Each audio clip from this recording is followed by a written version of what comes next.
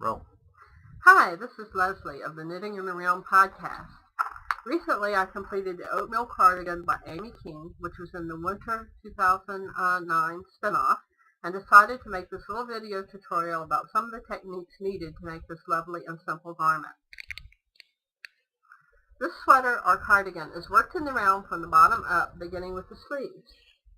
The only seaming that needs to be done is under the arms. The cast-on could be anything according to the directions. I used a long tail cast-on. Be very careful not to twist the stitches as you link to work the sleeves in the round, as I learned to my cost on another project. The sleeves are started with the twisted rib. This is a 1-1 rib with the stitches worked backwards to give the rib an interesting texture. Here's how it works.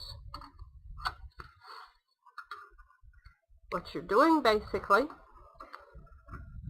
is working kind of backwards to what you normally would work. You work your knit stitch into the back of the loop. You work your purl stitch instead of over the top like normal. You work around to the side. And this gives an interesting texture to your rib. It also may make a firmer texture.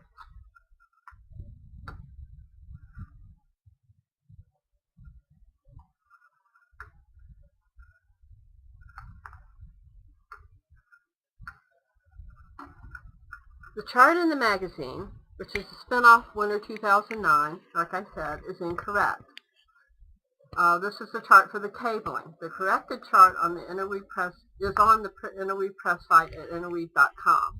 Unfortunately, I did not discover this until the sweater I made was done, so my yoke cabling is not quite correct.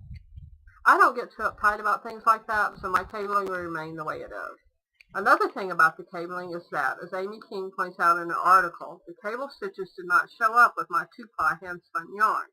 I had to take a break from knitting and spin enough Navajo plaid yarn to complete the cable section. After the sleeves are finished, you make two of course, you begin to work on the main body of the sweater. The body is worked back and forth without joining on a circular needle, and for those who have not worked with a circular needle, it's very much like working with your straight needles. You simply make sure that you work in the right direction as you knit the rows. It isn't really working in the round, and some people find this confusing.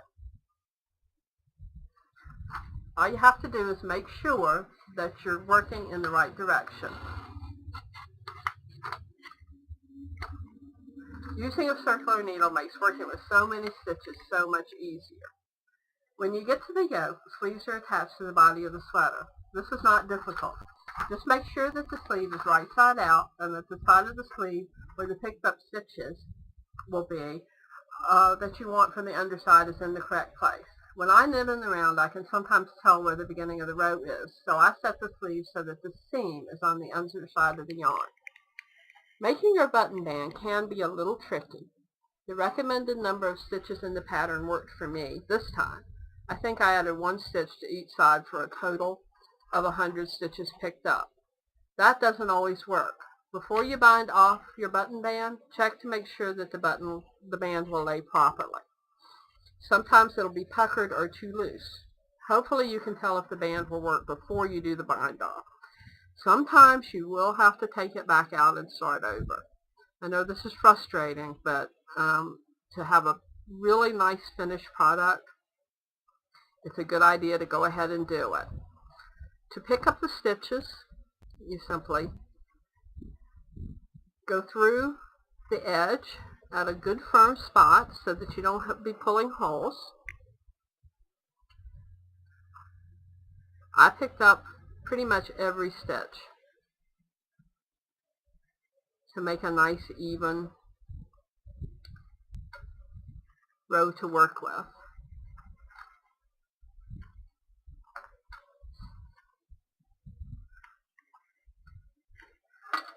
The final technique I used was the 3-needle bind off. The pattern suggests either Kitchener to graft or to use the 3-needle bind off. I chose the 3-needle bind off because I had never done it before. Be sure that you have the right sides of your knitting facing as you do the bind off.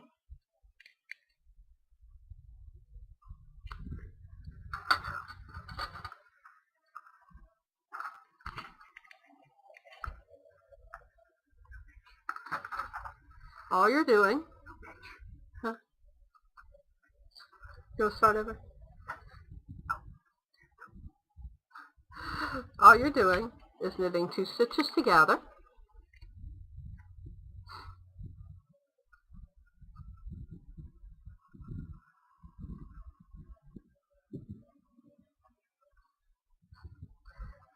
and slip the 2 stitches that you just knitted off the needles, pick up, and hop over the top, just like you do on a regular bind-off.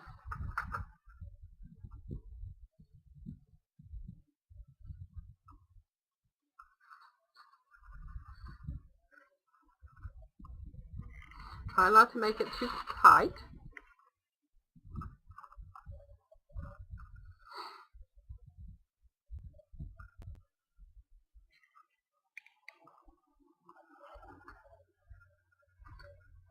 I used a set of double pointed needles, which made sense to me because all 3 needles are the same size. Wouldn't be necessary to do that, but it made sense. And you get a nice cast off edge. It's probably not quite as tidy as the Kitchener, but it works pretty well to make your seam. This pattern was a lovely first knitted sweater pattern for me. The top-up construction made accomplishing the sweater easy, and the little bit of cabling added a challenge. I will probably make the sweater again because I very much enjoyed working with my hand-spun yarn to make a larger finished project. Miss King did a very good job with the pattern and with the information needed to create the sweater.